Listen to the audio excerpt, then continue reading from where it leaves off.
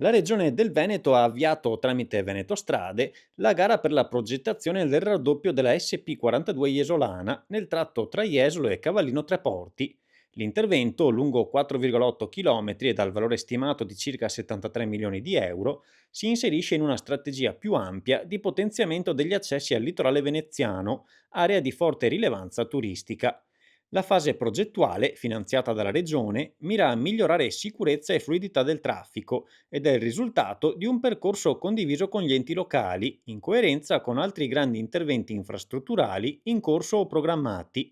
Alla notizia, i sindaci di Jesolo e Cavallino Treporti, Christopher De Zotti e Roberta Nesto, hanno espresso soddisfazione per l'avvio dell'iter. Secondo De Zotti, infatti, l'intervento, oltre a rappresentare un'importante opera viaria, rappresenta un investimento strategico che migliorerà la vita dei residenti, renderà più efficienti gli accessi alla costa e rafforzerà l'attrattività turistica ed economica dell'area. La decongestione di un'arteria così cruciale, riporta il primo cittadino, unita all'integrazione tra mobilità veicolare e ciclabile, apre nuove opportunità di sviluppo sostenibile e di crescita per imprese, lavoratori e visitatori. Noi abbiamo verificato con dati oggettivi, con un rilievo del traffico fatto da Jesolo, che il tappo è appunto nel territorio di Jesolo, perché si sommano le due componenti delle due località, cioè quelle di Cavallino Treporti e quella di Jesolo, per cui evitando con questa importantissima e fondamentale opera infrastrutturale quelle code che abbiamo sempre visto, il tappo a essere fermati vuol dire risolvere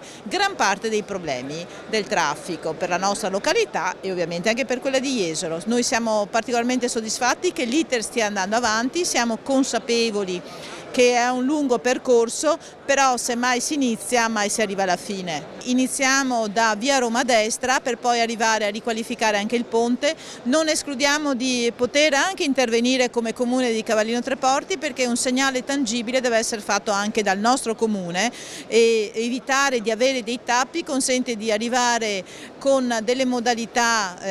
adeguate nella nostra località. Questo prima di tutto per i nostri residenti, per chi va avanti e indietro per lavoro e ovviamente anche per i nostri ospiti.